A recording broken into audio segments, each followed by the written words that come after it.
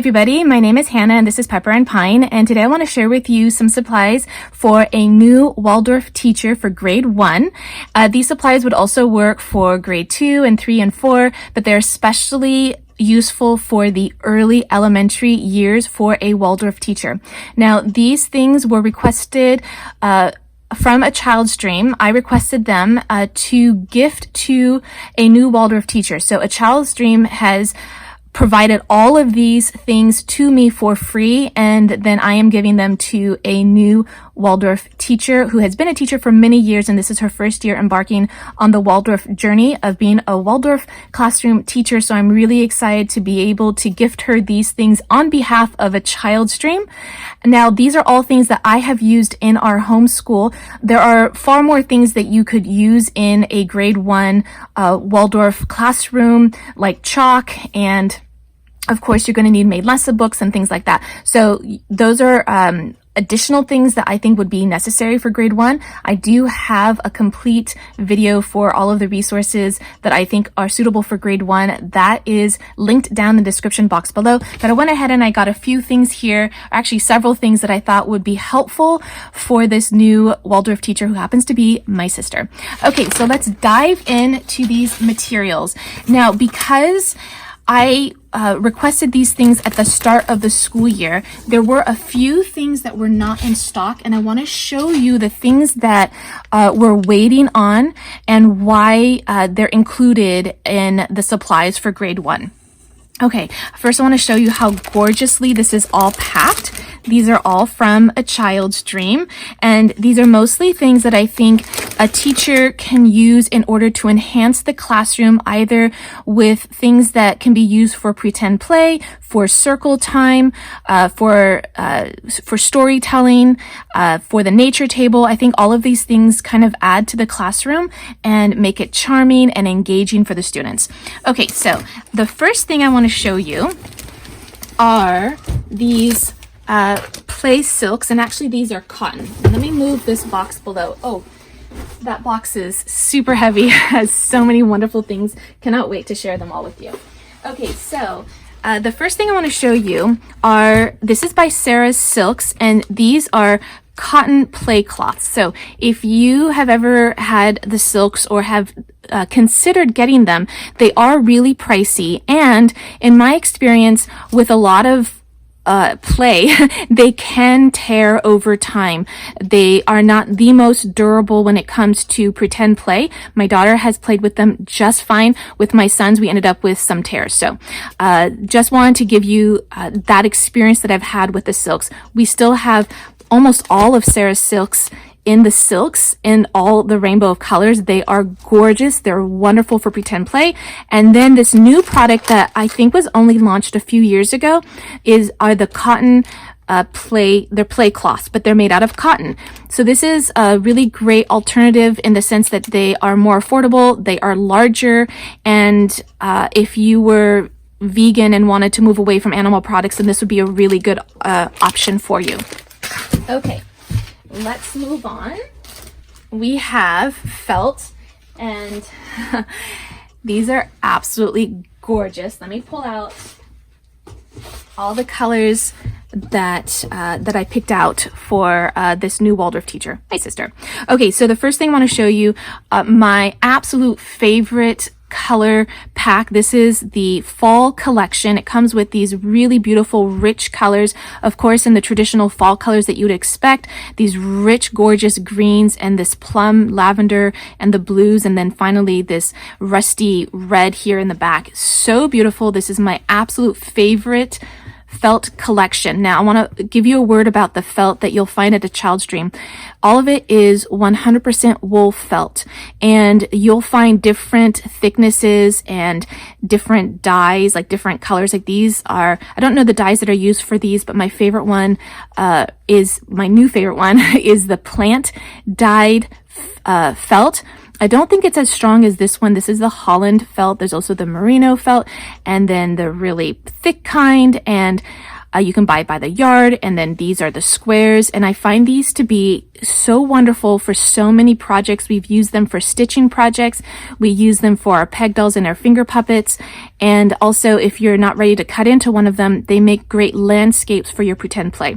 Okay, so this one I've been ordering for so many years. It's one of the very first felts that we started using for our peg dolls and our finger puppets. I absolutely love it. It is super durable. The colors are gorgeous. So this is my favorite color pack. I also recently in the last couple of years, we've been homeschooling for a really long time. We've been ordering from a child stream since I think 2007. And only in the last few years did I dive into the winter collection. It wasn't a collection that I really could tell online how gorgeous it was until we actually got it in person. It has, of course, some of the colors that you would typically think of in a winter collection, these kind of snowy grays and whites, but then it has this beautiful blue, probably this indigo denim blue that's just gorgeous, and then a variety of browns, and then check out this gorgeous mustard over here, just beautiful. Okay, then, and you can buy these colors individually. You don't need to buy the pack. I love buying the pack because it makes it so much easier to get a range of colors.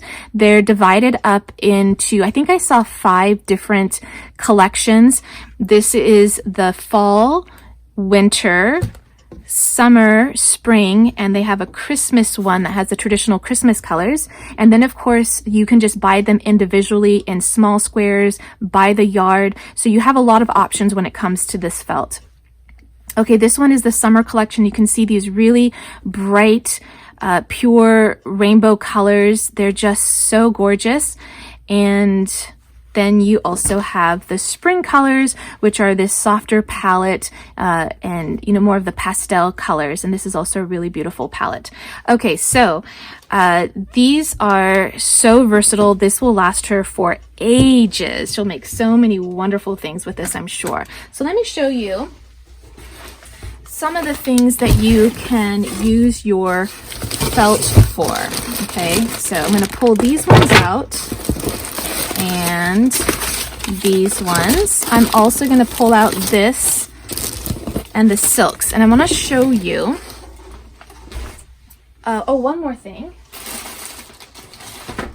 this as well. So let me show you what you can do with the felt, because we have been using the felt primarily to make peg dolls and finger puppets. So this is an assortment of wooden, all natural wooden pieces here. There are some trees, and then and these are all sold individually.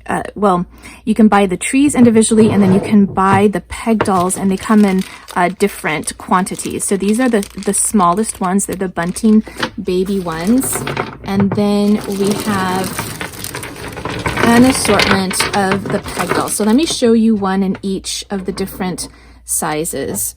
So there are the really large ones of the peg dolls, and then this is the size that I typically use, and then there's the one that has more of like a female shape, although to be honest I have used these for men and women. You know, I think that they're versatile that way, and so I don't care for this shape that much. We do have them. We have used them with some of our like fairy peg dolls and some of the other ones that are definitely women, but I actually like this one for women as well, and of course I'll use it for men. And then we have the small size, and again, even though it has that shape that you would think it was just for men, I've used these for men and women, and really for girls and boys, because these are the smaller ones. And then there's this size, and while I didn't get her the other 2 kinds of peg dolls, I do want to show them to you because we do have them, and I just don't use them that often. Well, the finger puppets I do, but I don't use this size that often. This is a really, really tiny size, and I actually really don't like this size because I feel like the head is too small for the body, versus these ones. You can see that the head is a little bit more matched to the size of the body, and so I've never really enjoyed these as much, and so I have stocked up on them. We have used them, but we don't use them as much as I expected. However, the children love to use these when they're creating their own board games, and they will use these little these little peg dolls as the little movable pieces for the little tiles that you move around, or the little game pieces, I suppose. And so they have really enjoyed these. They use these more than I do for their pretend play. When I'm making things for them, it usually has a little bit more of a purpose. It's a peg doll, or it's a, you know, for the numbers or the letters, you know. So, but when they're doing it, they're just using it for their pretend play and for their games. Okay, so this is the finger puppet. Now, this is the very first kind of wooden mold that I ever got. I only in the last maybe 4 years got into the peg dolls, but for a good 10 to 12 years, we were just doing the finger puppets. Now, I really, really love the finger puppets because they have the space for your finger, so you can put them on your fingers when you're playing.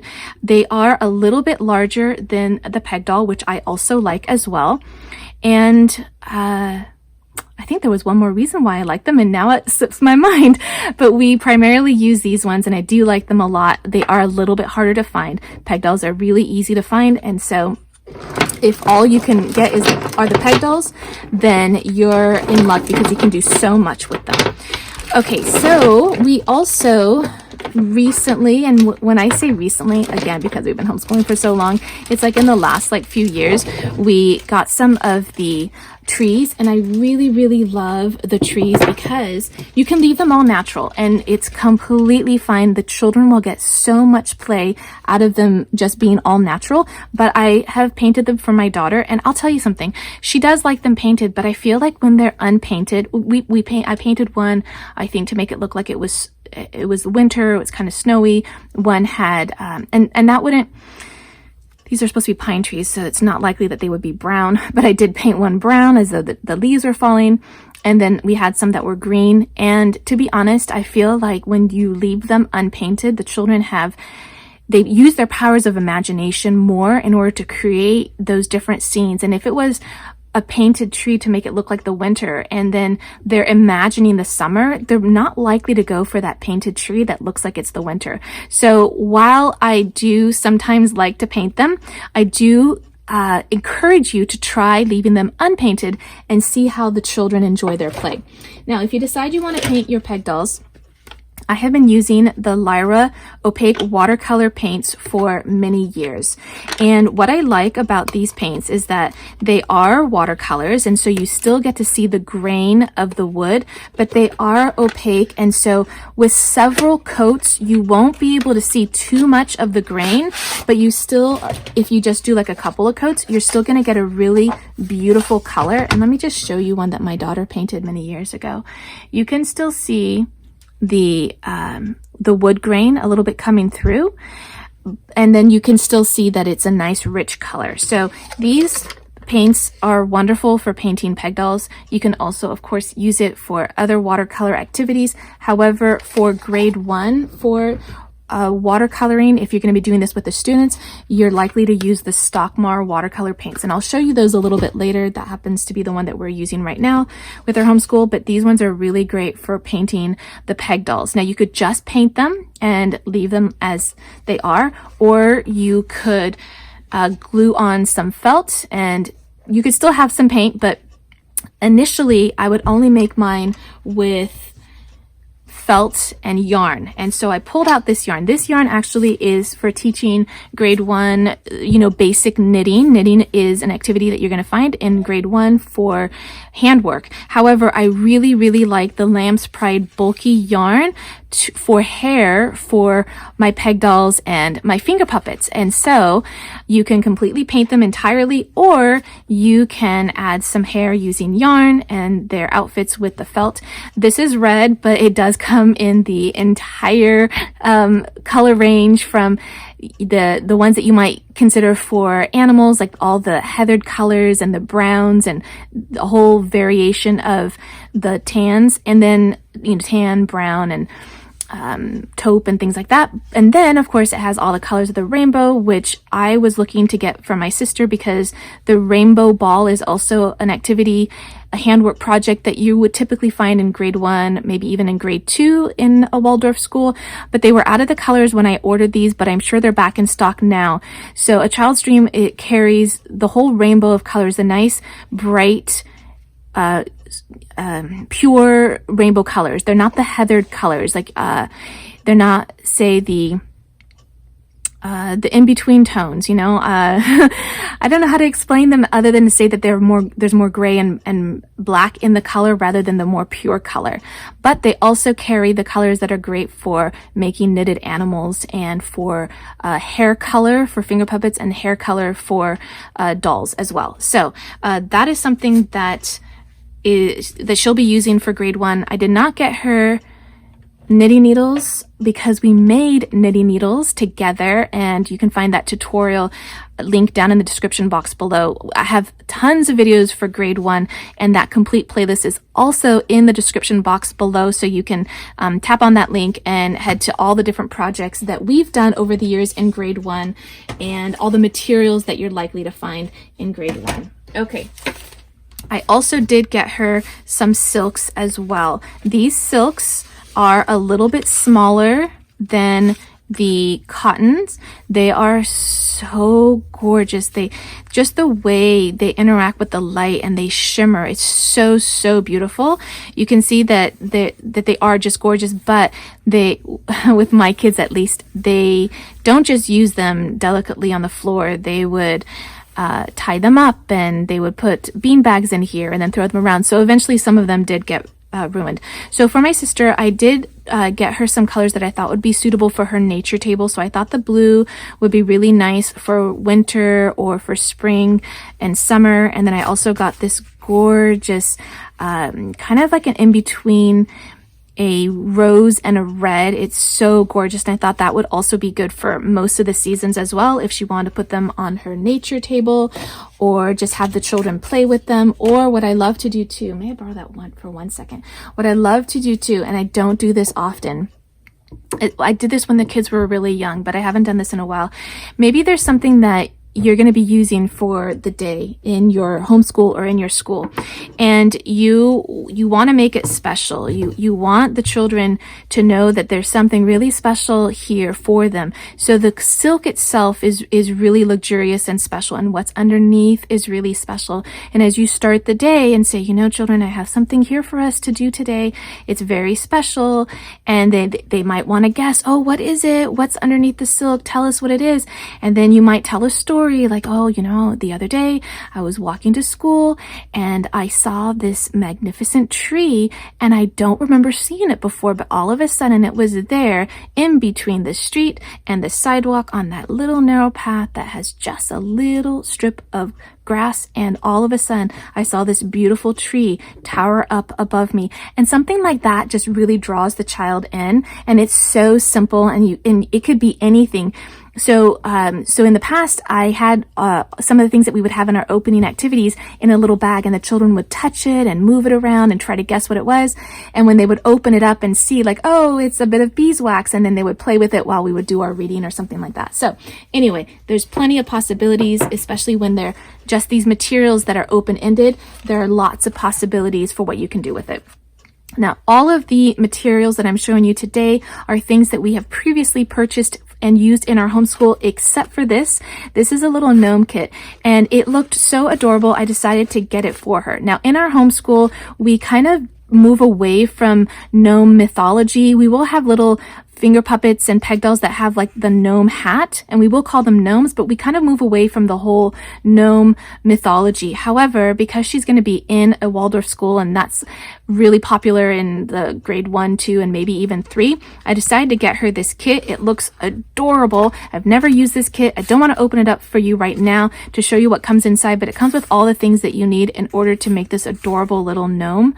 And I thought that this might be a nice way to get her started on her peg doll and finger puppet journey, because it can be a little bit overwhelming to look at these blank peg dolls and just not know where to go from there. And so something like this I think is really helpful.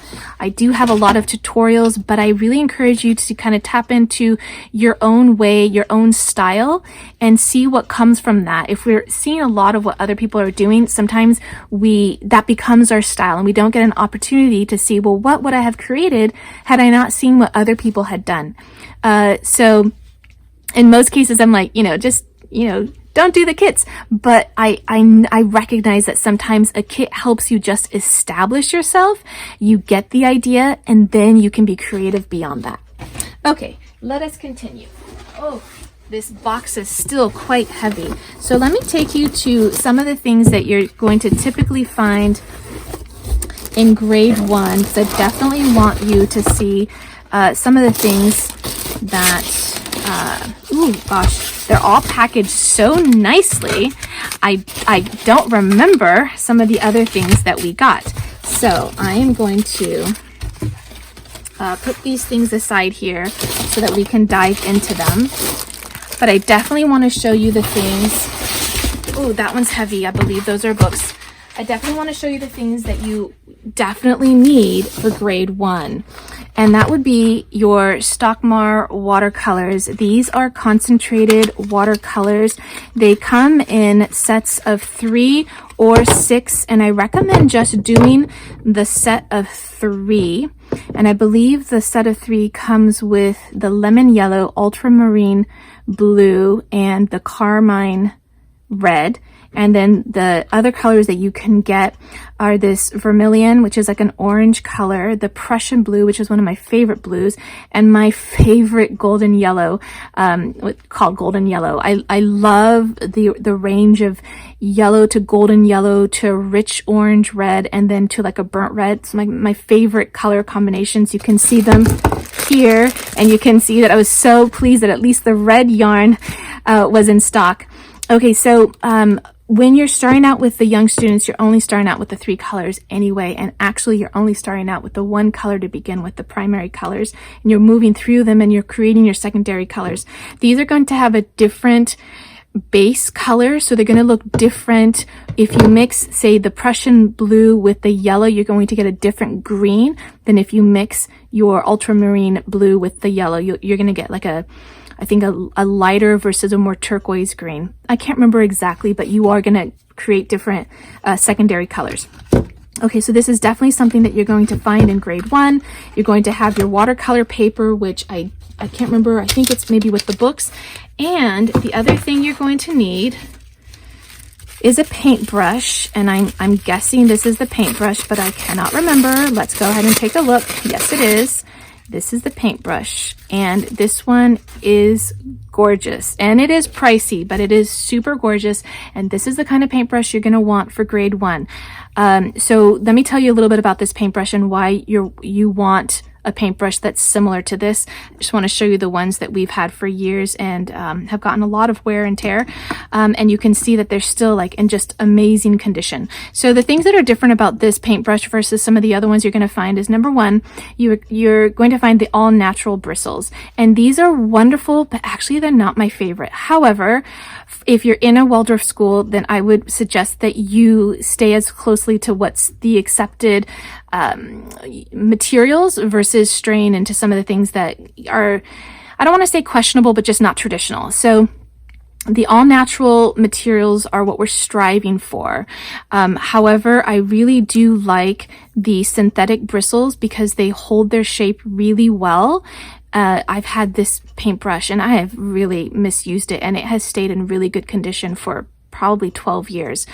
But what's nice about the synthetic bristles is that they don't shed as much as your natural bristles. These ones are going to come off really easily on your painting projects. You'll need to wait for the paint to dry completely before you remove them. Otherwise, you're just gonna just kind of dig at your painting project or ruin your paintbrush. So wait till your painting project dries completely before you remove any bristles that end up on your painting project. I've had at least one on every single painting project that we've done when we use our natural fibered paintbrushes. The other thing that you're going to find for grade 1 is that it's wide. I think this is 1 inch and it's flat. So we're not going to be doing the full brushes at this age. You definitely can, but traditionally what you're going to find in a Waldorf setting are these wide paintbrushes. The other thing is that this one, I think this is the shorter of the 2 options, but I actually can't remember, but I'm fairly certain that this is the shorter of the 2.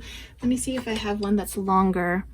Okay, so this one is not too much longer. There's ones that are suitable for children and ones that the adults can use. This one's from Paper, Scissors, Stone. This is another Waldorf supplier, and are they both from Mercurius? I can't remember. This one is from Mercurius, which is a brand that supplies Waldorf schools with materials, and so you're going to find a lot of Waldorf schools carry Mercurius because they are the things that are typically going to be found in a Waldorf setting. Okay, so the shorter length of the barrel, or actually I don't know what you handle, is going to be typical for a student, longer for an adult. You definitely want the flat paintbrush and about 1 inch and the all natural bristles. So that's what you can expect to find in grade 1, as well as the watercolor paper. So let me actually just go and see if that's in here, because I'll be honest, I cannot remember. Oh, yes, there it is. Okay, oopsies, sorry about that. Okay, so this is the Strathmore watercolor paper, and this one is 140 pounds. So this is, the Strathmore watercolor paper is some of my favorite watercolor paper. It is a little bit on the pricier side. I also use a lot of Fabriano watercolor paper, and I use that for a lot of our practice lessons or lessons that aren't going to be part of a main lesson block. I'll use my Fabriano watercolor paper. And the other thing is that this is 9 inches by 12 inches. So this is actually a little bit small for grade 1, but I find this to be a good size for, you know, practice watercoloring or something before a main lesson. If you're going to be doing a main lesson in grade 1, chances are your watercolor paper is going to be considerably larger. So the smaller or younger the child, rather, the larger you want the paper to be. The wet on wet technique is something that you're going to find in the younger years. You don't want a lot of detail at this age. You want kind of large images with non-defined lines. You don't want harsh lines, and that's going to be something that you're going to notice in grade 1 and 2 and possibly into grade 3. So this is Strathmore is my favorite watercolor paper. Definitely got larger for younger students. Okay, so I'm really excited to show you the books, but I'm going to save that because I want to show you the recorder. And this one is so gorgeous. This is the same one that we've had in our homeschool for years.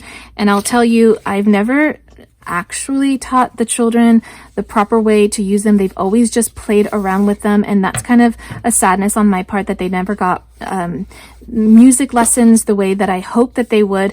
But this is a beautiful recorder. It is also really pricey. The sound is really beautiful, but honestly, being someone who lacks any musical talent at all, from playing musical instruments to singing, I can't tell you how this compares to other products. I just know that this is what we have had in our homeschool for probably 15 years, and it's just been really lovely. And it's really beautiful even when you don't know how to play an actual song, although it is fairly easy, I hear, and yet we haven't. So this is one thing that it's important that each student has their own. This is not something that you want to share, and it's really important that the teacher also has a really nice one as well that she can use. There are other musical instruments that you can share, but anything that you're going to put your mouth on, I highly recommend that each student has their own.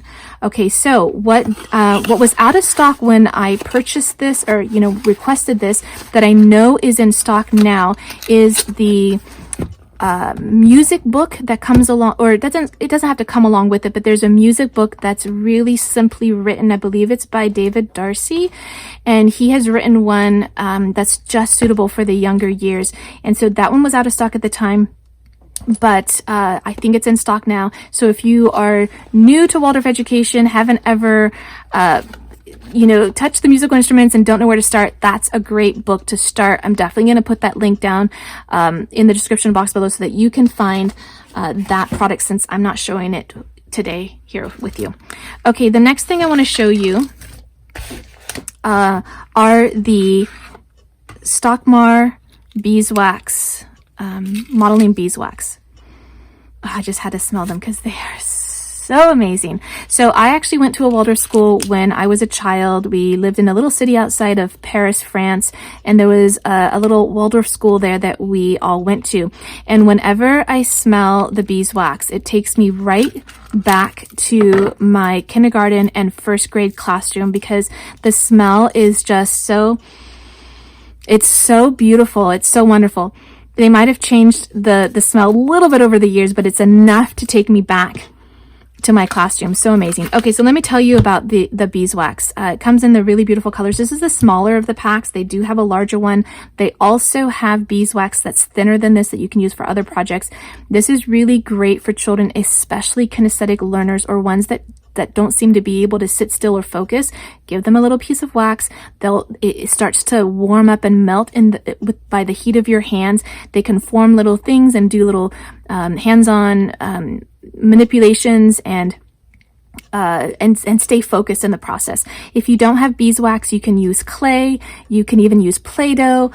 Children love also to play with actual dough. If they join you in the kitchen while you're making bread, they'll also really love that tactile experience. And beeswax is a great option when you're in the classroom.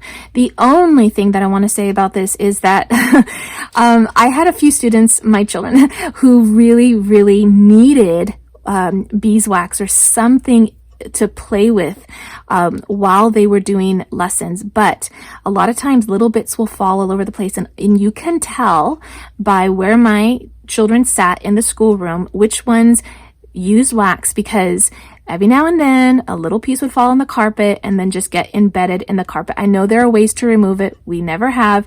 And so you could just tell, like, just around where my students sat, there's all these little bits of wax on the floor just kind of embedded in the carpet. So anyway, I just want to give you that word of caution. If you're using beeswax or any other kind of modeling clay or dough or Play-Doh or beeswax, that's something that could happen.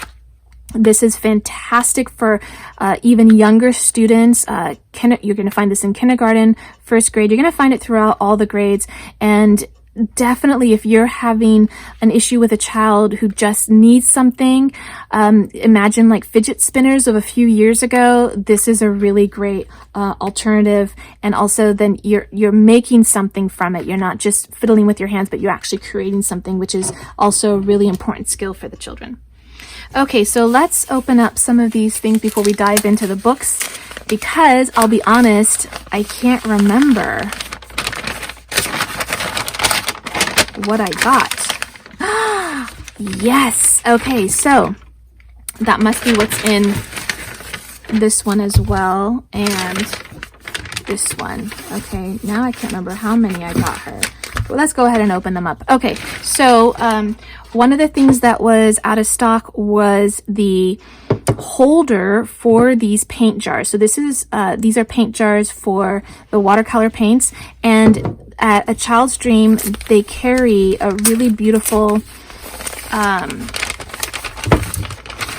little tray, like a wooden tray, to put all of these in. And that way they don't tip over. So yeah, so this is also the same thing. So I'll put these aside. And that way you can keep your paints from tipping over. You can also store them for a little while. And my daughter has brought us ours. This is what they look like. Thank you so much, sweetie. This is what they look like. And oopsies, they can either hold there's a small one that holds 3 jars, which I think is great for first grade and kindergarten. And then there's this larger one that holds 6 jars. And they fit right in. Hold on. Well, they normally fit right in. There we go. And then these ones are a little bit snug, but mine fit in. So the ones that you'll buy as a set fit right in. Okay, so then that way you can carry your paints out to the desk. You can use them as the teacher and demonstrate what you're going to be watercoloring for the day. You can have these for the students on their desk. I like these jars versus using something that's lighter weight. These are less likely to tip over. So definitely look into these. Of course, you could use yogurt jars or mayo jars. You can use all kinds of other jars if you don't want to dive into these ones. Okay, let me show you something else that you're definitely going to find in a Waldorf classroom, starting in kindergarten and going up through the grades, at least until 4th or 5th grade, and that is these Stockmar crayons, and they are so gorgeous. Now, I went ahead and I got the whole color set for my sister. Actually, there's one that's even larger that has like pink and gray and white and black, but this is the larger of the two sets that you're typically going to find. And also, here we go. Want to get that off. Also, I won't be able to get it off. Okay, so also when you're starting out with the young students, and also when you're introducing their crayons to them, typically you're just going to give them the yellow and the red and the blue. I'm not sure which blue, maybe this blue. And then as they graduate into the other colors, then you'll give them the secondary colors and then the tertiary colors. But to begin with, you're just going to be giving them the yellow and then the blue, or maybe even all three at once. Yeah, the primary colors is what I should say. Okay, so there are block crayons. There are also stick crayons. I went ahead and I got my sister, or requested rather, from A Child's Dream, the whole set, just because I think as a teacher, you're going to be creating things for your students, different images, and it's pleasant and easier to get the whole color range rather than having to go through and create your secondary colors. You absolutely could. I just find it that the whole color spectrum is a real joy for me. Okay, so then you also have the stick crayons, and on occasion you can use the stick crayons for writing, especially in the younger grades, because their fine motor skills haven't developed quite as well as their gross motor skills, and so it's a little bit easier to handle a stick crayon in order to do your writing. And then what you're going to find is the block crayons are really great for filling in the page with a lot of color, because typically you're not going to find images in a Waldorf setting that has blank areas on a page. You're going to find that the whole entire page is filled with color, and the block crayons come in really handy for that, as from a young age all the way till the students are older. And the stick crayons are of course really great for handwriting as well as for coloring. And also the block crayons are really great for creating images when you work from the inside out, rather than outlining a tree, for instance. You're kind of growing the tree from the inside out. So that's just another thing that you might find the teachers especially doing with the students. Okay, so just a few more things I want to show you here. Oh, that is nothing, but let's double check anyway. That was just packing. There's some string in here, but I can't remember why I purchased this, so I apologize. I'm going to put that aside for now and instead show you this beautiful wool. And I'm recording this in the fall, and so there's a whole range of colors for these, but I chose these colors specifically so that my sister, a new Waldorf teacher, could needle felt some pumpkins, and I thought that would be a nice addition for the classroom. So I don't have the other materials in order to do the needle felting. You also need the actual needles, the needle felting needles, which are very sharp, so it's not intended for children, and then a foam pad to work on. But I went ahead and I got her these colors. They're so gorgeous and they smell amazing. So that's going to be so that she can create some things for her students. Before I dive into the books, the very last thing I want to show you is this is totally a separate thing that you probably won't find in a Waldorf school. And oh, it's sealed. Let me unseal it so I can show you. The reason why I got her these cards, and actually we have so many of these. Can you go get the other set? Yeah, my daughter's gonna run, and she's here with me, and she's gonna run and get the other sets that we have. I want to show you these, and the reason why I got them for my sister is because sometimes some of us, especially me in the beginning, I struggled with storytelling a lot, and I could not come up with creative stories at all. And so, oh, and I don't actually want to open this one up since this is going to be gifted, so I will show you mine. But basically, this is a deck of cards that come with these really beautiful illustrations on one side, and the other side doesn't have any illustration. It's just, you know, a card. And we use these to create stories. So let me show you the ones that I have. And oh, it looks, yeah, okay, so let me show you. So there are a lot. Let me show you the one that I got my sister. So the back is just just a beautiful print. and the cards are such good quality. They're really great. So you can see that there's an image on the front, and the images all in some way kind of coordinate. So you're going to see some things that kind of replicate in the images, like maybe same characters or similar scenes, and you can use these in order to create stories. And so the ways that we've done this in our homeschool is that sometimes we'll go through the entire deck and create a story. Sometimes we might just take 5 cards or 10 cards and create a story. Sometimes I'll tell a story to my daughter. Sometimes she uses them to tell a story. But the thing is that they're nice story starters. And so if you've ever struggled with telling a story, this might be a really great way to kind of ease you into the storytelling world. And of course, this is by Ibu, amazing quality, beautiful illustrations, and there are a variety of them. So once we kind of got into it and we found how much we enjoyed it, we went ahead and we started adding more to our collection. And that way we have a variety of cards to tell our stories. And that has really helped me on my creative storytelling journey. And I think it's really great if you've never really known how to do it. It's a really great way to start. Okay, now on to these books and 2 more products that I want to show you. This is Kite Paper, and the first time I bought Kite Paper from A Child's Dream, I also bought the book that goes along with it in order to make these really beautiful sun catchers. That book is out of print right now, but you can still find some tutorials online, and of course you can use the Kite Paper for all different kinds of things, but I still really, really love making these sun catchers. They're so gorgeous. The paper is translucent, so it really kind of illuminates in a window, so you'll find a lot of Waldorf classrooms with sun catchers in the window. It's so beautiful, and it really brightens the classroom and the inside and the outside. I also got my sister some embroidery needles, and that's going to maybe be for the embroidery class. I can't remember. And for the felt, so that she can create some little animals or needle felt, or rather stitching leaves like for the fall. That's a nice little activity as well. I want to show you some of the books that we have really enjoyed in our homeschool and I think are really great for a new teacher. Color Dynamics. This is a workbook for watercolor painting and color theory.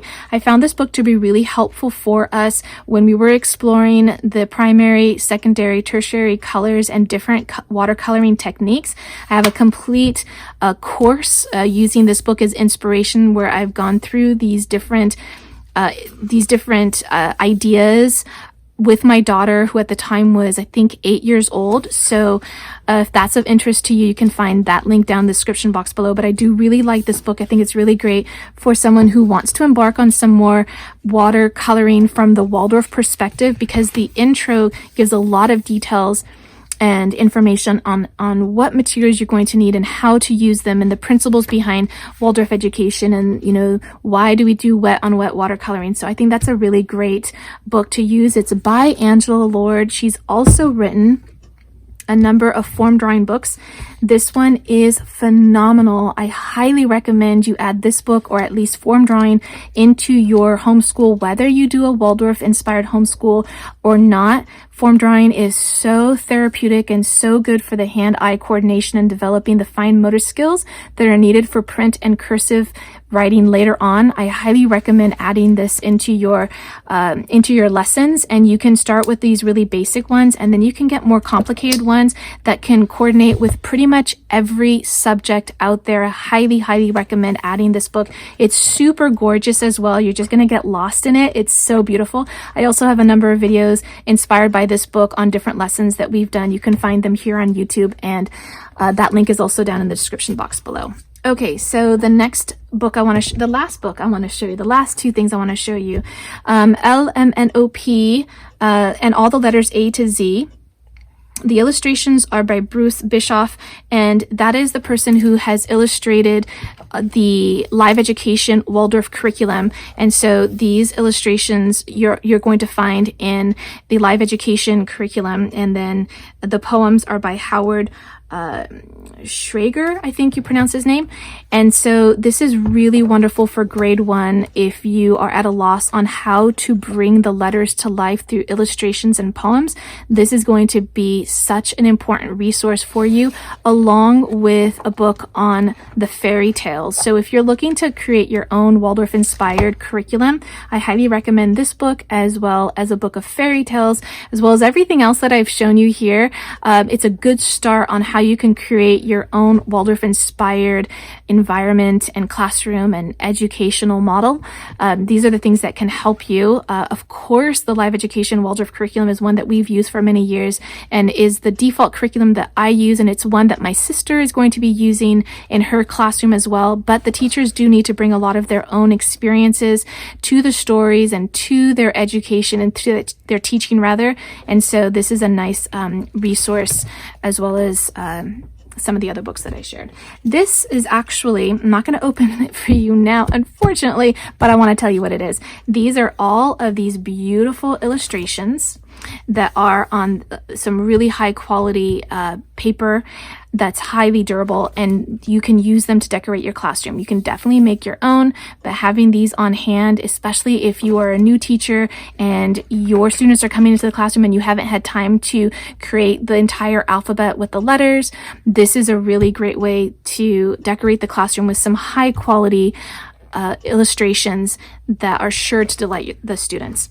Okay, so I hope that you enjoyed this view of some of the things that I think are quintessential in grade 1 for a new Waldorf teacher. Don't forget to check out some of the other video playlists that I have on my channel that can help you with grade 1 and beyond. That link is down in the description box below. You can tap on the screen right now and check out those playlists.